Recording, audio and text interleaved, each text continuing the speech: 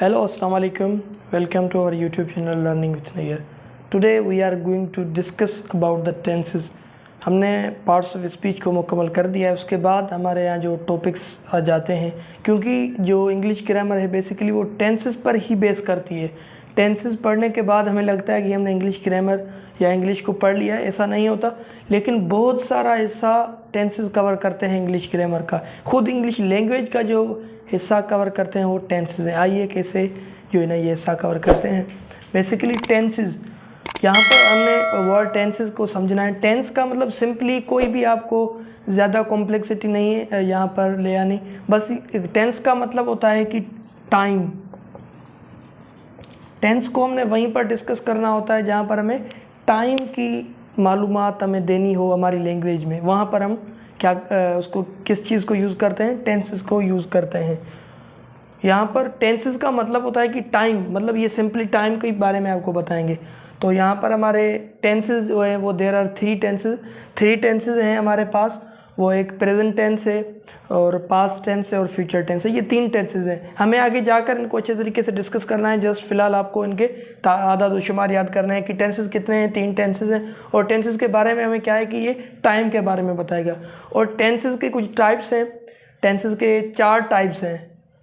यहाँ पर हमारे यहाँ फर्स्ट ऑफ ऑल आ जाता है इंडेफिनेट और सिंपल टेंस और continuous tense, perfect continuous tense है। ये टेंसेस के टाइप्स हैं। टेंसेस के टाइप्स ये हैं, हमारे यहाँ 4 मौजूद हैं। इंडेफिनेट या सिंपल टेंस जो होता है वो सिंपली जो है ना किसी भी हैबिट के बारे में बताता है। किसी भी हैबिचुअल अक्सर जो है ना अक्सर जो हैबिचुअल चीज़ें होती हैं प्रेजेंट में हमारे यहाँ जो हाजिर दौर में, उसके बारे में प्रेजेंट टेंस या इंडेफिनेट या सिंपल टेंस बताता है। उसके बाद आ जाता है कंटिन्यूअस टेंस। कंटिन्यूअस टेंस का मतलब होता है कि ये हमारे यहाँ क्या बताती है, जो चीज़ जारी हो, वो पास्ट में हो, फ्यूचर में हो या हमारे यहाँ हाजिर में हो, वो कोई भी हो, कंटिन्यूअस जो है ना टेंस हमें जारी काम के बारे में बताएगा।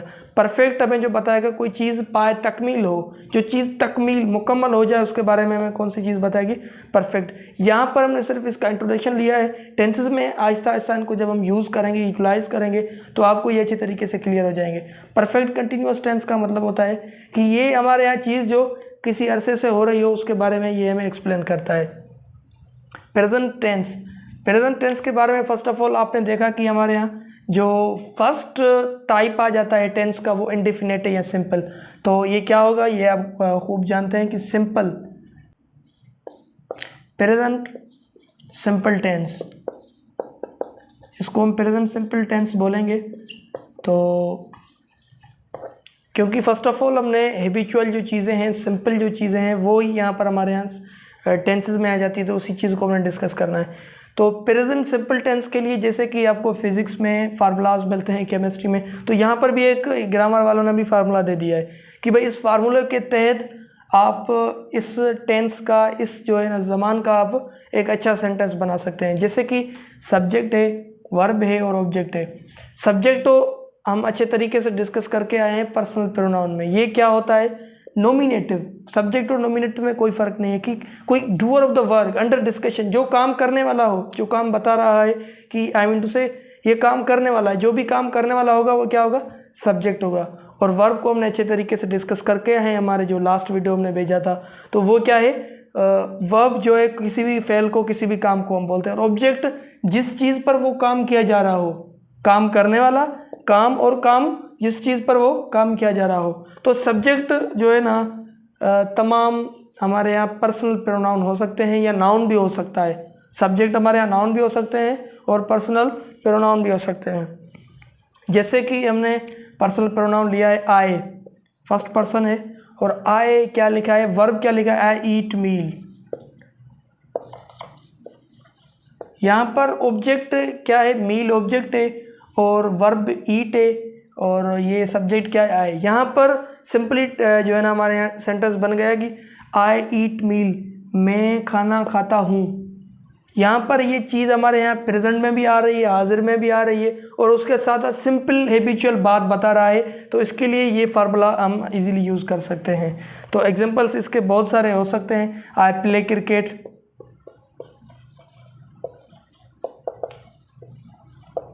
ये इसके एग्जांपल्स हो सकता है जी। यहाँ तो हमारे पास टाइप्स ऑफ सेंटेंस आ जाते हैं कि इन टेंसेस को हम कैसे यूज़ करें। तो यहाँ पर हमारे फर्स्ट आ जाता है अफर्मेटिव। अफर्मेटिव का मतलब होता है कि ये एक पॉजिटिव, जिसको हम अफर्मेटिव को पॉजिटिव भी बोलते हैं, इसमें किसी भी किस्म की नफ़ी नहीं होती और ये बिल्कुल ही एज इट इज़ जुमला होता है। जैसे कि यहाँ पर हमने ये सेम एग्जांपल लिखा है, ये सेम अफर्मेटिव का होता है। जैसे कि हाकारी जुमला, जिसको हम सिंधी या उर्दू में बोलते हैं, जिसमें हाँ वाली चीज़ हो, जो पॉजिटिवली जो है ना बयान किया गया हो। आई ईट मील, इसको क्या बोलेंगे, ये अफर्मेटिव में आ जाएगा।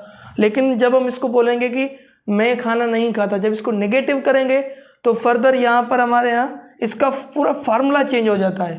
प्रेजेंट टेंस का पूरा फार्मूला चेंज कैसे हो जाता है, इसका फार्मूले को हमने कुछ वर्ब्स डालने होते हैं जिसको बोलते हैं हेल्पिंग वर्ब, यानी वो वर्ब जो इस पूरे टेंस में हेल्प कर रहे हों इस जो है ना सेंटेंस का स्ट्रक्चर बनाने के लिए। हेल्पिंग वर्ब कौन कौन से हैं? प्रेजेंट सिंपल टेंस के हेल्पिंग वर्ब हमारे यहाँ हैं डू और डज।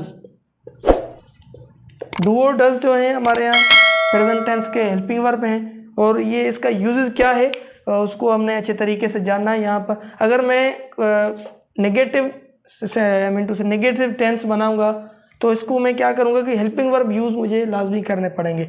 जैसे कि आई ईट मील, अगर मैं कहूँ कि मैं खाना खाता हूँ, अगर मैं कहूँ कि मैं खाना नहीं खाता, तो यहाँ पर मैं लिखूँगा आई डू नॉट ईट मील। यहाँ पर क्या हो गया कि मैंने बोला है कि नॉट का क्या मतलब है? नॉट अगर जब मैंने यहाँ पर नेगेटिव सेंटेंस को बनाया है, नॉट लगाया है, नॉट यूज़ किया है, तो यहाँ पर क्या है कि डू मैंने दिया, हेल्पिंग वर्ब लाजमी मैंने दिया है यहाँ पर। और ये यहाँ आ जाता है इंटरोगेटिव। इंटरोगेटिव का जो उर्दू में अगर मतलब निकालें कि सवालिया जुमला, यहाँ पर भी जो है ना डू और डज की ज़रूरत होती है। लेकिन इंटरोगेटिव में क्या होता है कि इसका फार्मूला ऐसे चेंज हो जाता है कि फ़र्स्ट ऑफ ऑल हम डू और डज देते हैं, मतलब कि हेल्पिंग वर्ब, उसके बाद सब्जेक्ट, उसके बाद वर्ब और उसके बाद ऑब्जेक्ट, और क्वेश्चन मार्क लाजमी देनी होती है।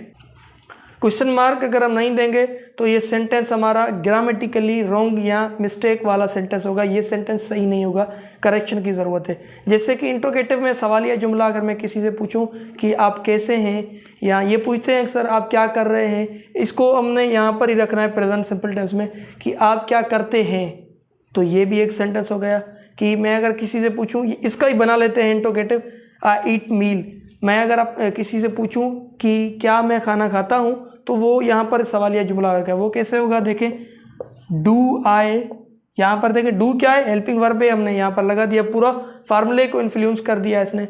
और सब्जेक्ट क्या है, आई, do I eat meal, do I ईट मील, और क्वेश्चन मार्क यहाँ पर मैंने लगा दिया। ये इंट्रोगेटिव सेंटेंस है, ये नेगेटिव सेंटेंस है। अफर्मेटिव का हमने यहाँ पर आपको वही एग्जांपल दिया था। अब सवाल आता है कि डू और डज कहाँ पर लगेंगे। तो ये जो हेल्पिंग वर्ब है हमारे यहाँ प्रेजेंट सिंपल टेंस के, डू और डज, इनके कौन से यूजेस हैं और ये कौन से सब्जेक्ट्स पर लग सकते हैं और कौन से पर्सनल प्रोनाउन पर लग सकते हैं, आइए देखते हैं। डू जो है ना अक्सर हमारे यहाँ, अक्सर नहीं बल्कि ऑफन और always it is use for the plural, plural के लिए यूज़ होता है। प्लूरल नाउन हो वो जितने भी हों उनके लिए ये डू यूज़ होगा।